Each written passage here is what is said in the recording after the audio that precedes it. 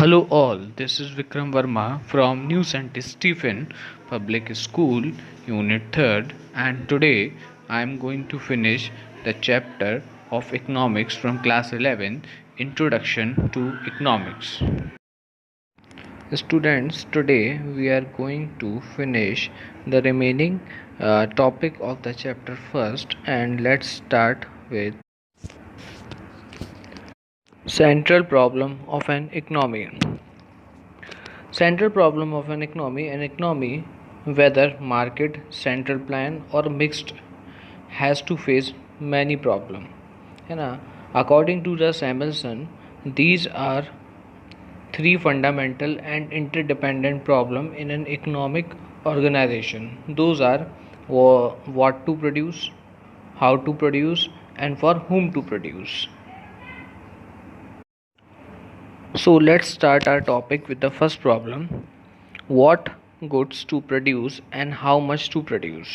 सबसे पहला हमारे जो इकोनॉमिक प्रॉब्लम है, क्योंकि हमें आपको बताया था मैंने कि जो हमारे रिसोर्स हैं वो लिमिटेड हैं, ठीक है। तो ऐसे में जो सबसे पहली प्रॉब्लम एक इकोनॉमी को फेस करनी पड़ती है वो प्रॉब्लम है what goods to produce and how much to produce. So due to limited resources, every economy has to decide what good to produce and in what quantities. An economy has to make a choice of the wants which are important for the economy as a whole. For example, if the economy decide to produce more cloth, it is bound to produce the production of food. The reason is that the resources used to produce food and cloth are limited, and given an economy cannot produce more of both food and cloth at the same time. Thus, an economy has to decide what good it would produce on the basis of availability of technology, cost of production, cost of supplying, and demand of the commodity. ये मैं आपको और थोड़ा simplified manner में समझाता हूँ. तो पहली प्रॉब्लम थी what good to produce and how much to produce. देखिए हमारे पास जो रिसोर्स हैं वो लिमिटेड हैं, ठीक है. ऐसे में हमें ये डिसाइड करना होगा कि हमें क्या प्रोड्यूस करना है ना, और किस मात्रा में प्रोड्यूस करना है ना, मतलब in which quantities, in what quantities we need to produce, ठीक है ना. तो एग्जाम्पल बताया है इसमें, ठीक है ना. तो एक इकनॉमी को डिसाइड करना होगा कि वो प्रोड्यूस करे ज़्यादा क्लोथ या फूड का ज़्यादा प्रोडक्शन करे, ठीक है. अब जो हमारे पास रिसोर्स है फूड और क्लोथ का प्रोडक्शन करने के लिए, उसका जो रिसोर्स है वो लिमिटेड है ना. सो एक इकनॉमी को डिसाइड करना होगा कि वो दोनों में से ज़्यादा प्रोडक्शन किसका करे. वो एक ही समय पे दोनों का प्रोडक्शन ज़्यादा नहीं कर सकती है ना. तो एक इकनॉमी को यहाँ डिसाइड करना है कि उसको प्रोडक्शन किस चीज़ का ज़्यादा करना है, ठीक है. मतलब और इसके कौन कौन से फैक्टर्स हैं, जैसे कि अवेलेबिलिटी ऑफ टेक्नोलॉजी, मतलब उसको डिसाइड करना है कि what good to produce and how much to produce on the basis of the availability of the technology, cost of production है ना, cost of supplying and the demand of the commodity, है ना, क्योंकि हमारे पास जो resources है वो limited हैं, ठीक है. The next problem that the economy face is how to produce. So a technique of production which would maximize output और minimise cost should be used, ठीक है. तो हमारा जो दूसरा इकोनॉमिक प्रॉब्लम है वो है हाउ टू प्रोड्यूस. देखिए हमने सबसे पहले डिसाइड करा कि हमें क्या प्रोडक्शन करना है और कितनी मात्रा में प्रोडक्शन करना है, मतलब कितनी क्वांटिटी में प्रोडक्शन करना है, मतलब हमें अपने रिसोर्स का कहाँ यूज़ करना है, पहले हमने ये डिसाइड किया. अब हमें ये डिसाइड ये करना है कि हमें कैसे प्रोडक्शन करना है, मतलब कि हमें कौन सी टेक्नोलॉजी, कौन सी टेक्निक्स अडॉप्ट करनी है प्रोडक्शन करने की, ठीक है. तो प्रोडक्शन करने की generally we can say that we generally consider two type of technique of production, the labor intensive technique and the capital intensive technique. Labor intensive technique, more labor and less capital is used. In capital intensive technique, more capital and less labor is used, ठीक है. तो यहाँ पर दो technique है production के लिए. पहली है जिसमें हम लेबर का ज़्यादा यूज़ करते हैं प्रोडक्शन करने के लिए, है ना, मतलब जो चीज़ों का प्रोडक्शन है वो लेबर मैनुअली करती है, ठीक है.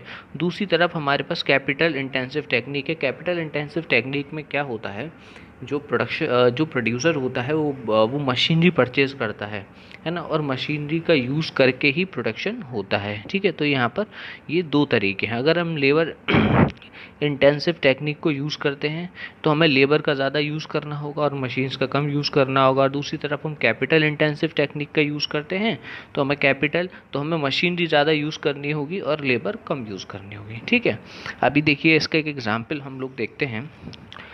It is always technically possible to produce a given amount of wheat or rice with more of labor and less of capital, और with more of capital और less of labor, है ना। The same is true for the most commodities. अब जैसे कि इन्होंने एक example दिया है कि इट इज़ ऑलवेज, मतलब कि ये हमेशा पॉसिबल है कि अगर हमें प्रोडक्शन करना है वीट का और राइस का, ठीक है ना, एक गिवन अमाउंट ऑफ वीट या राइस का अगर हमें प्रोडक्शन करना है ना, तो हमें क्या करना होगा, हमें ज़्यादा लेबर यूज़ करनी होगी है ना, और कम कैपिटल यूज़ करनी होगी, या फिर हम ये कह सकते हैं कि हम ज़्यादा क्या कहते हैं कैपिटल को यूज़ करें कम लेबर के साथ, है ना।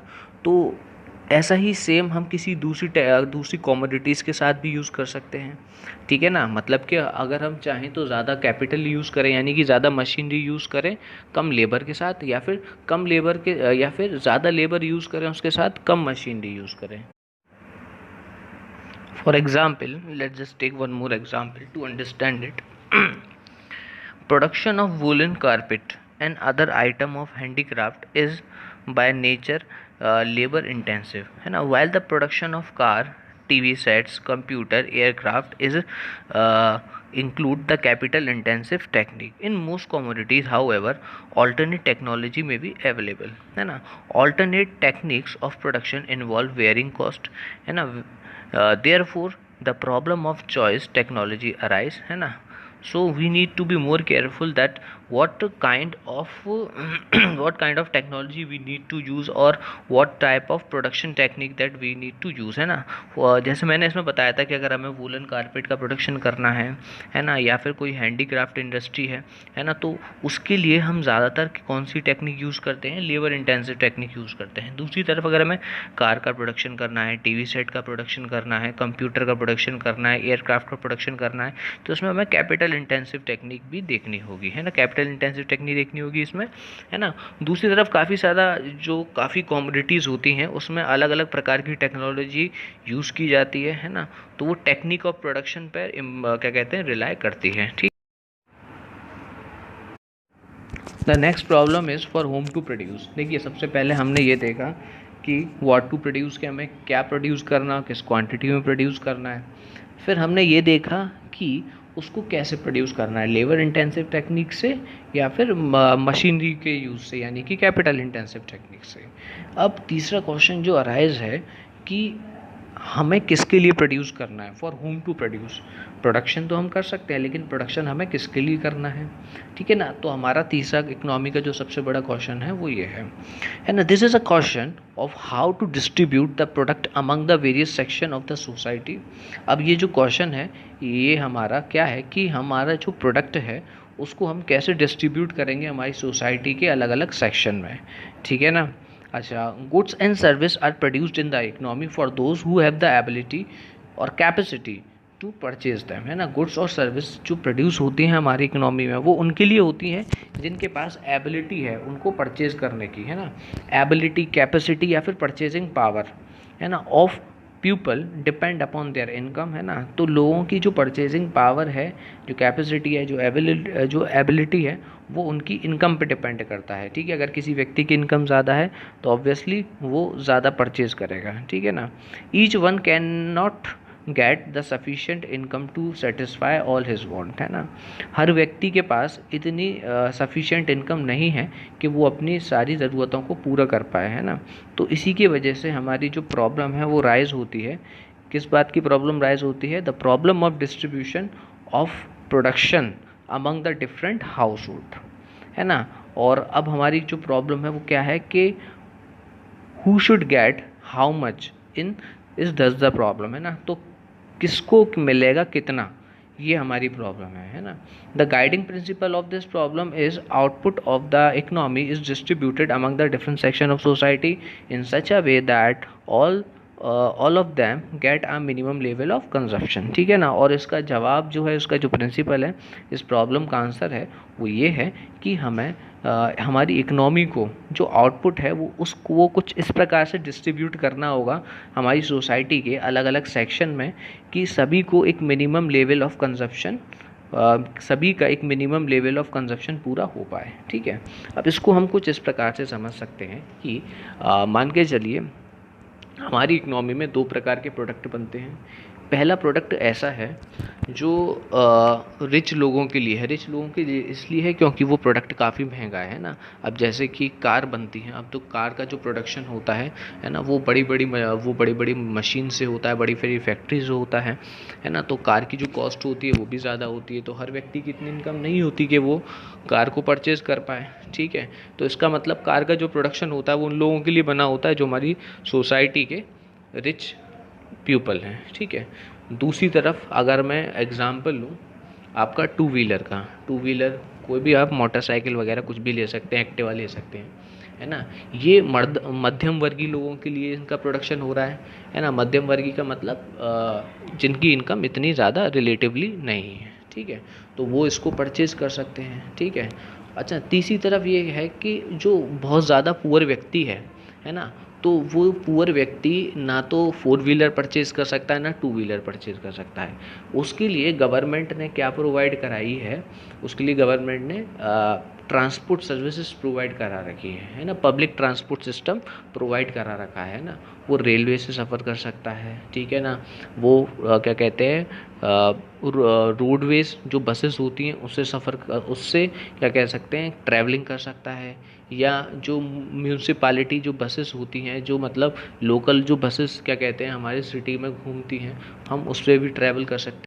So altogether, these all are the three central problem of an economy: what to produce, how to produce, and for whom to produce. अलग लोगों के लिए प्रोडक्शन करती है और हमारी जो गवर्नमेंट है उसको देखना ये है कि हर व्यक्ति का जो डिस्ट्रीब्यूशन है प्रोडक्शन का वो पूरा हो पाए। Now we are going to discuss the type of economy. Three types of economy are there. First one, central plan economy. Second one, the market economy, and the third one is mixed economy.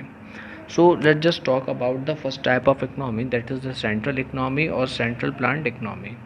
है ना, these are the economies where the economic activities like production, consumption, investment, and exchange are firmly controlled by the government or some central authority. तो central economy या control economy या central plan economy कौन सी economy होती है? ये वो economy होती हैं जिसमें जो इकोनॉमिक एक्टिविटीज़ होती हैं, यानी कि प्रोडक्शन से रिलेटेड, कंजप्शन से रिलेटेड या एक्सचेंज इन्वेस्टमेंट से रिलेटेड, ये सारी जो इकोनॉमिक एक्टिविटीज़ होती हैं वो कौन कंट्रोल करता है? गवर्नमेंट कंट्रोल करती है या वहाँ की सेंट्रल अथॉरिटी कंट्रोल करती है। ठीक है, दूसरा पॉइंट कि सेंट्रल प्लान जो इकनॉमी है ना, उसमें डिसीजन कौन लेता है ना। तो सारे इकोनॉमिक जो डिसीजन होते हैं वो किस पर्पस से होते हैं?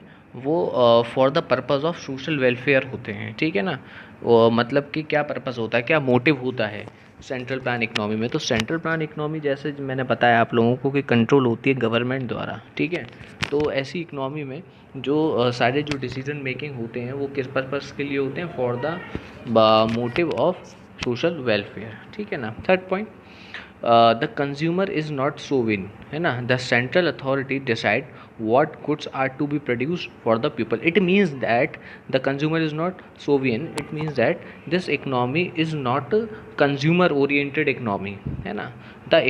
this economy work according to the government. मतलब कि जो इकोनॉमी है वो गवर्नमेंट के कंट्रोल पर चलती है। मतलब ये इस इकोनॉमी में है ना, गुड्स का क्या प्रोडक्शन करना है, कैसे प्रोडक्शन करना है, किसके लिए प्रोडक्शन करना है, what to produce, how to produce and for whom to produce, ये जो सेंट्रल जो हमारी प्रॉब्लम थी जिसके बारे में अभी मैंने बताया था आप लोगों को, तो ये सारी प्रॉब्लम का जो डिसीज़न होता है ये कंज्यूमर के हिसाब से नहीं होता, ये गवर्नमेंट के हिसाब से होता है। गवर्नमेंट डिसाइड करती है कि लोगों के लिए क्या अच्छा है और बुरा है। ठीक है।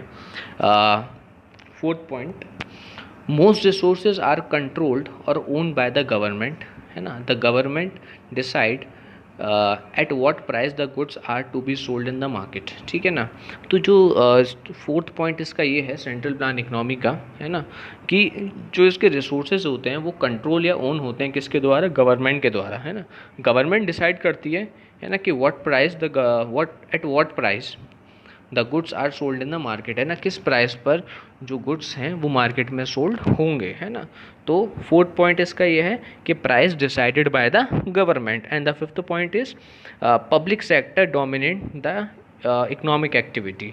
अब जो फिफ्थ पॉइंट है इसका वो ये है कि सेंट्रल प्लान इकोनॉमी में, है ना, इसमें जो पब्लिक सेक्टर है वो इसकी सारी इकोनॉमिक एक्टिविटी को डोमिनेट करता है। जैसे कि मैं एक आपको एग्जांपल दूं कि जैसे कि आज रेलवे है ना, तो रेलवे किसका एग्जाम्पल है, पब्लिक सेक्टर इंडस्ट्री का एग्जाम्पल है ना।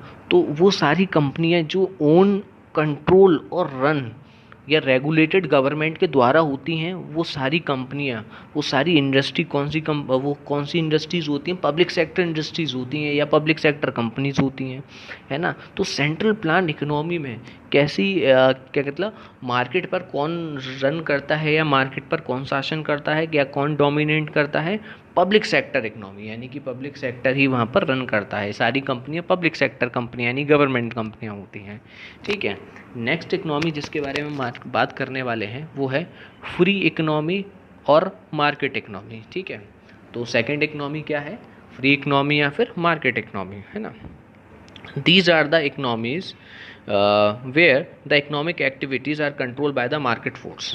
अब मैं आपको बताता हूँ कि ये फ्री इकोनॉमी या मार्केट इकोनॉमी एक ऐसी इकोनॉमी है जहाँ पर इकोनॉमिक एक्टिविटी कंट्रोल होती हैं किसके हिसाब से, मार्केट फोर्स के हिसाब से। अब जैसे कि मैंने अभी पहले बताया था आपको किसके बारे में, सेंट्रल इकोनॉमी के बारे में। तो सेंट्रल प्लान इकोनॉमी में कौन डिसाइड करता था, गवर्नमेंट डिसाइड करती थी। लेकिन इसमें गवर्नमेंट डिसाइड नहीं करेगी, ठीक है।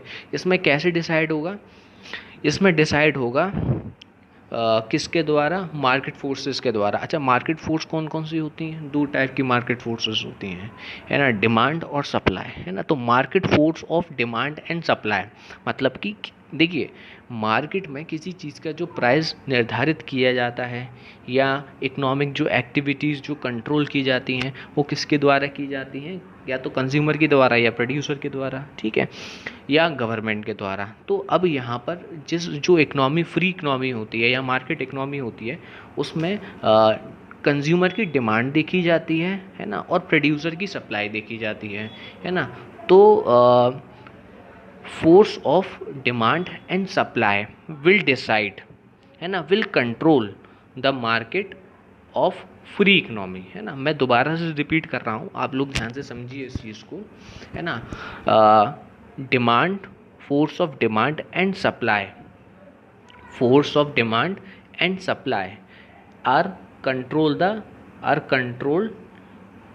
The economic activities in free economy, ठीक है ना। फ्री इकोनॉमी में force of demand and supply ही तय करती हैं इकोनॉमिक एक्टिविटीज़ को, ठीक है।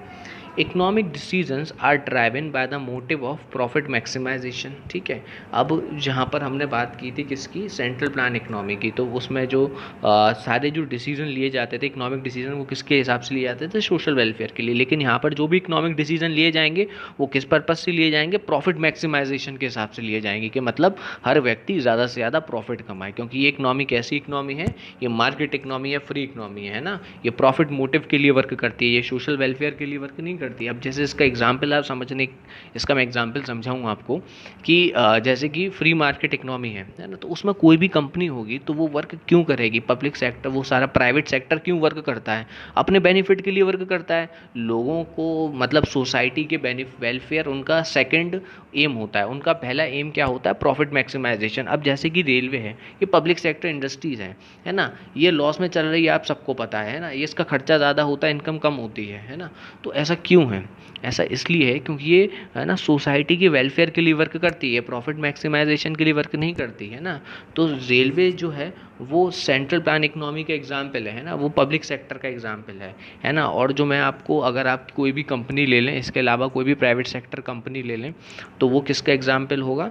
फ्री इकोनॉमी या मार्केट इकोनॉमी का, क्योंकि उसका क्या मोटिव होगा? Profit maximisation. ठीक है।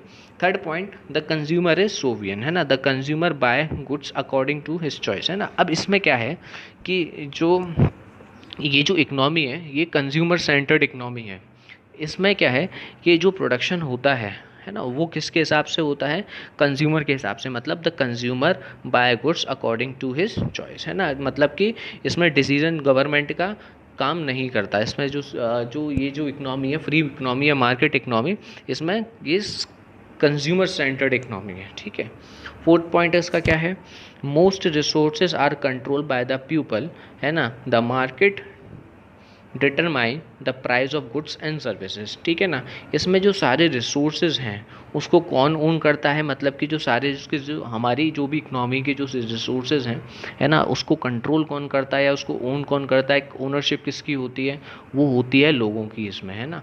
और पहले किसकी हुआ करती थी? गवर्नमेंट के द्वारा संचालित हुआ करती थी और गवर्नमेंट की हुआ करती थी। लेकिन इसमें जो रिसोर्सेज हैं इसमें आपके फ्री मार्केट में, है ना, फ्री इकोनॉमी में या मार्केट इकोनॉमी में जो सारे रिसोर्सेज हैं वो कंट्रोल होते हैं, रेगुलेटेड होते हैं, किसके द्वारा? लोगों के द्वारा, है ना, bye the people, control by the people, है ना। और जो मार्केट फोर्स है डिमांड और सप्लाई की, जैसे कि मैंने आपको इससे पहले ही बताया था, वो market force of demand and supply economic activities को भी निर्धारित करती है, प्लस इसके साथ वो प्राइस भी डिसाइड करती है चीज़ों के, है ना। It decide the price of a commodity, है ना। तो the market determine the price of goods and services, है ना। Fifth point, private sector dominate the economic activity, है ना। और इसमें इकोनॉमिक एक्टिविटी कौन डोमिनेट करता है? प्राइवेट सेक्टर, ये सबको पता है। थर्ड टाइप की इकोनॉमी है मिक्स्ड इकोनॉमी, जिसका इंडिया सबसे बेहतर एग्जाम्पल है ना। ये एक ऐसी इकोनॉमी है, in this economy where the economic activities are governed by the free play of market forces but are regulated by the government। तो इसमें मार्केट फोर्सेस का भी काम है ना, डिमांड एंड सप्लाई की मार्केट फोर्स का भी काम है, और गवर्नमेंट द्वारा भी ये रेगुलेटेड हो रही है ना। तो हम यहाँ पे ये कहेंगे कि सेंट्रल प्लान इकोनॉमी और फ्री इकोनॉमी या मार्केट इकोनॉमी का दोनों का एक मिक्सचर है, मिक्स्ड इकोनॉमी, है ना।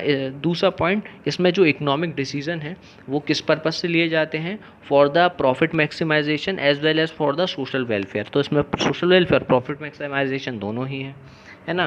द कंज्यूमर इज सोवियन, है ना। However the PDS public distribution system ensure the supply of essential goods to the consumer. अब देखिए, ये जो सिस्टम है ये कंज्यूमर ओरिएंटेड है, मतलब कि जो अच्छे मतलब कि जो धनवान कंज्यूमर हैं, यानी कि जो पैसे वाले लोग हैं हमारी सोसाइटी के, उनके लिए तो प्रोडक्शन होगा महंगी चीज़ों का, लेकिन जो हमारा गरीब वर्ग है उसका भी गवर्नमेंट ध्यान रखेगी, है ना। उसके लिए पब्लिक डिस्ट्रीब्यूशन सिस्टम बनाया गवर्नमेंट ने, ताकि असेंशियल जो कॉमोडिटीज़ हैं, है ना, वो सब्सिडरी रेट पर, है ना, पुअर लोगों को प्रोवाइड करा सके गवर्नमेंट, है ना।